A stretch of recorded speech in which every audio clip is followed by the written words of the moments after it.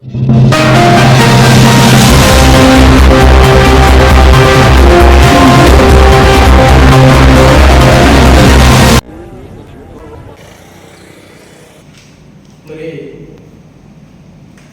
2023లో ఆ రోజు కాంగ్రెస్ పార్టీ మరి వరంగల్లో రైతు డిక్లరేషన్ అని చెప్పేసి వరంగల్లో బహిరంగ సభ పెట్టి మరి రైతుల్ని ఏ రకంగా అయితే రైతాంగం మొత్తం బీఆర్ఎస్ పార్టీ సైడ్ ఉంది, మరి ఎలా అయినా సరే ఆ రైతుల యొక్క ఓట్ బ్యాంక్ మనం ఉంచుకోవాలని చెప్పేసి ఏదైతే మీరు మోసపూరితమైన హామీ ఇచ్చారో వరంగల్ డిక్లరేషన్లో, మరి దాన్ని కంపల్సరిగా మీరు అమలు చేయవలసిన బాధ్యత ఈరోజు కాంగ్రెస్ ప్రభుత్వం మీద, మరి ముఖ్యమంత్రి రేవంత్ రెడ్డి గారి మీద ఉంది.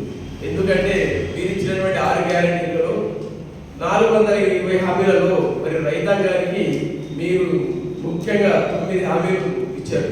ఈ 9 హామీలు ఇచ్చారు కాబట్టి ఆ రోజు రైతులు మిమ్మల్ని నమ్మి మరి మీకు కాంగ్రెస్ గవర్నమెంట్ ఆ రోజు కాంగ్రెస్ ఓట్లు ఇస్తే ఈరోజు మీరు ముఖ్యమంత్రిగా రేవంత్ రెడ్డి గారు రాష్ట్రంలో కాంగ్రెస్ ప్రభుత్వం ఏర్పడింది. మరి ముఖ్యంగా 2 లక్షల రుణమాఫీని ఏం చెప్పాడు ముఖ్యమంత్రి గారు, మీరు ఈ రోజు తీసుకుంటే ₹1,00,000 మాఫీ చేస్తే మీరు వెంటనే బ్యాంక్ వెళ్ళండి కట్టేసి నేను రాగానే 2 లక్షల రుణమాఫీ ఇస్తానని చెప్పేసి మరి రైతాంగాన్ని మోసం చేసి ఈరోజు 2 లక్షల రుణమాఫీ రాష్ట్రంలో ఎక్కడ కూడా దాదాపు 50% కూడా అమలు కాలేదు. మరి ముఖ్యంగా మన పాల్గొండ నియోజకవర్గంలో దాదాపుగా 52,000 మంది రైతుల ఖాతాదారులు ఉంటే మరి దాంట్లో ఇక్కడ పాల్గొండ నియోజకవర్గంలో మరి మీరు ఇచ్చినటువంటి 2 లక్షల రుణమాఫీ దాదాపు 18,000 నుంచి 20,000 మంది, అంటే మీరు 40% మాత్రమే మీరు పాల్గొండ నియోజకవర్గానికి మరి మీరు రుణమాఫీ చేశారు. మరి ఇంకా 60% మంది ఇప్పుడు 2 లక్షల రుణమాఫీ చేయవారు. మరి మేము డిమాండ్ చేస్తా ఉన్నాం బీఆర్ఎస్ పార్టీ తరఫున ఈ 2 లక్షల రుణమాఫీ కూడా మిగతా రైతులందరికీ కూడా మీరు కంపల్సరీ మాఫీ చేయాలి. మాఫీ చేసే బాధ్యత మీ మీద ఉంది, లేదంటే బీఆర్ఎస్ పార్టీ దాని మీద ఉద్యమం చేయడానికి కూడా మేము సిద్ధంగా ఉన్నాం. అలాగే ఇందిరమ్మ రైతు భరోసా అని చెప్పేసి భూమి ఉన్న కౌలు రైతులకు ఏదైతే మరి రైతు భరోసా ఎట్లయితే ఇస్తున్నారో కౌలు రైతులకు కూడా 3,000 ఇస్తారని చెప్పిండారు. మరి 13,000 రూపాయలు 15,000 రూపాయలు ఎకరానికి ఇస్తున్నటువంటి మీకు ₹1 కూడా కౌలు రైతులు ఇవ్వట్లేదు. భూమి లేని ఉపాధి హామీలు ఎవరైతే జాబ్ కార్డు ఉండి ఉపాధి హామీకి వెళ్తారో వారికి కూడా ఏడాదికి ₹12,000 ఇస్తామని చెప్పేసి మరి అతను వాగ్దానం చేయడం జరిగింది.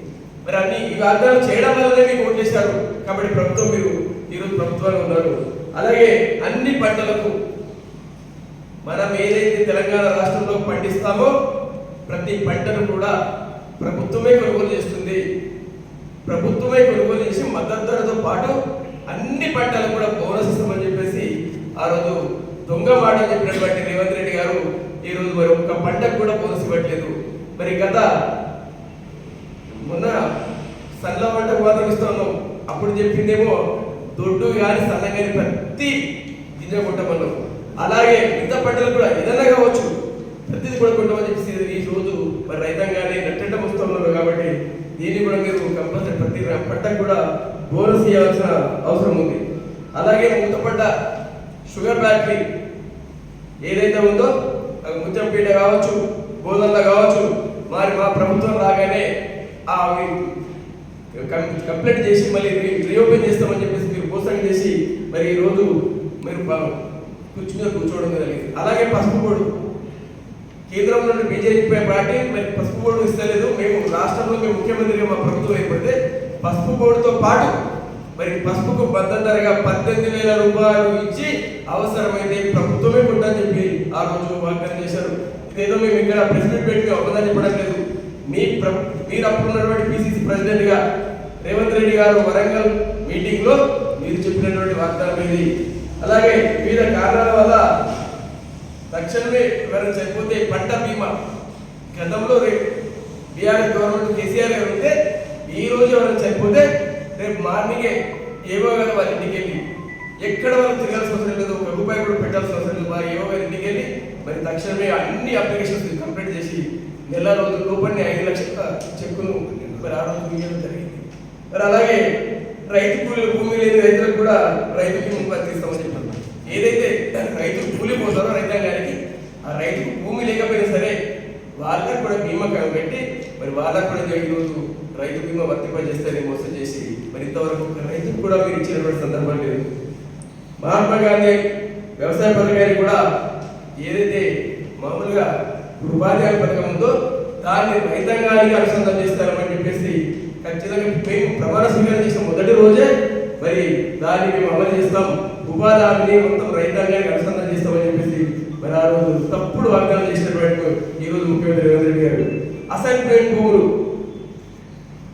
అలాగే పూర్వపు భూములు ఎవరైతే ఇప్పుడు గత సంవత్సరాల నుంచి వేల సంవత్సరాల నుంచి ఏదైతే ఉంటుందో దాన్ని కూడా ఎవరైతే ఇక్కడ కబ్జాలో ఉంటారో వారికి పర్మనెంట్ గా వారికి అసైన్మెంట్ భూమిని వారికి విక్రయించుకోవడానికి ఏదైనా చేయడానికి కూడా హక్కులు కల్పిస్తామని చెప్పేసి మరి దాన్ని కూడా ఒక దొంగ వాగ్దానం చేసినటువంటి ముఖ్యమంత్రి రేవంత్ రెడ్డి గారు నకిలీ విత్తనాల మీద పీడీ యాక్ట్ పెట్టి ఎక్కడైనా ఏ కంపెనీలో చేస్తే ఆ రైతు నష్టపోతే ప్రభుత్వం నుంచి రైతుకు నష్టపరిహారం ఇస్తూ మరి ఆ కంపెనీ యజమానులు వాళ్ళ మీద పీడీ యాక్ట్ కేసు పెట్టమని చెప్పేసి కూడా ఆ రోజు చెప్పినటువంటి సందర్భం. అలాగే ఎక్కడైతే ప్రాజెక్టు కంప్లీట్ కాలేవో బీఆర్ఎస్ పార్టీ అప్పుడు ప్రభుత్వం ఉన్నప్పుడు మరి ఎన్నో ప్రపంచంలోనే పేరు పొందినటువంటి కాళేశ్వరం ప్రాజెక్టు కట్టిండు. మరి మీరు చేంజ్ చేసారు, ఎక్కడ కూడా ఒక చిన్న కాలువ కూడా కట్టలేకపోయారు. మరి అప్పుడు చెప్పినట్టు వాగ్దానం ఏది? అసంపూర్తిగా ఉన్నటువంటి ప్రాజెక్టులన్నీ కంప్లీట్ చేసి మరి రైతాంగానికి ఎక్కడైనా సరే 1 కోటి ఎకరాలకు నీళ్ళు అందిస్తామని చెప్పేసి వాగ్దానం చేయడం జరిగింది. మరి అది కూడా ఈరోజు లేదు. రైతు సమస్యల మీద పరిష్కారం కొరకు రైతు కమిటీ ఏర్పాటు చేసి మరి ఎవరైతే రైతులకి మన ప్రాబ్లం రైతాంగా జరిగినప్పుడు కమిషనర్ ద్వారా దాన్ని పరిష్కరించడానికి ఒక రైతు కమిటీ పెట్టి దానికి ఒక కమిషనర్ పెడతామంటే దొంగ వాగ్దానాలు ఏదైతే రేవంత్ రెడ్డి గారు చేశారో ఇది మనం చెప్తున్నది కాదు, మీరు ఇచ్చినటువంటి హామీలే. వరంగల్ నిగమ విషయంలో మీరు చెప్పినటువంటి హామీలే. ఈ అన్ని హామీలు కూడా మీరు నెరవేర్చాలి. ఈ రోజు ఇక్కడ పాల్గొన్న నియోజకవర్గంలో ముఖ్యంగా ఈరోజు జోహార్ ఉన్నా మరి గతంలో ఇక్కడ ఎమ్మెల్యే ప్రశాంత్ రెడ్డి గారు మంత్రిగా ఉన్నప్పుడు అన్ని కంపెనీలను కూర్చోబెట్టి అన్ని కంపెనీలతో మాట్లాడి ఎక్కడ కూడా రైతు నష్టపోవడానికి లేదు, రైతాంగానికి మోసం జరిగితే ఊరుకుండేది లేదు, మీ అందరి మీద కేసులు చేస్తామంటే గత బీఆర్ఎస్ ప్రభుత్వం 10 సంవత్సరాలు ఉన్నప్పుడు ఒక్క రోజు కూడా ఎవరైనా రైతులు నష్టపోలేదు. ఎందుకంటే ఎక్కడైతే అగ్రిమెంట్ చేసుకుని కంపెనీ వారు చేశారో ఆ కంపెనీ వాడు 100% కొన్నాడు. కొనకపోతే ప్రభుత్వం సీరియస్ తీసుకుంటుందని చెప్పి చేసింది. మరి ఈరోజు ఏమైంది? 3,800 ఉన్నటువంటి ఏ రోజున ఈరోజు 3,000 వచ్చింది. అంటే ప్రభుత్వంలో పట్టించుకునే నాదు లేడు, దాని మీద మాట్లాడే నాదు లేడు. ఈరోజు పసుపు కూడా పసుపు ఈరోజు మార్కెట్కి పోతే మొన్నటిదాకా 14,000 15,000 పసుపు ఈరోజు 8,000 9,000 వచ్చింది. మరి మీరు 18,000 ఇచ్చి ప్రభుత్వమే కొడతామని చెప్పారు కదా, ఇవన్నీ కూడా కంపల్సరీ అమలు చేయాలి. అమలు చేసేదాకా కూడా మిమ్మల్ని మీ ప్రభుత్వాన్ని ఇష్టపెట్టము. ఎందుకంటే మొన్న అసెంబ్లీలో మాట్లాడుతూ ఉన్నాడు రేవంత్ రెడ్డి గారు, 2029 మిమ్మల్ని తొక్కుకుంటూ వచ్చినా 2029లో కూడా మిమ్మల్ని తొక్కుకుండా నేను ముఖ్యమంత్రి అయితే మా కాంగ్రెస్ ప్రభుత్వం వస్తుందని చెప్పేసి. రేవంత్ రెడ్డి గారు మీరు గుర్తుపెట్టుకోవాలా, 2029లో ఏదైతే నువ్వు ప్రతి ఒక్కరికి రైతులకు కావచ్చు, మహిళలకు కావచ్చు, రాష్ట్ర ప్రజలకు కావచ్చు, నువ్వు చేసినటువంటి మోసాలకు 2029లో నేను తొక్కడానికి 100% రెడీగా ఉన్నారు.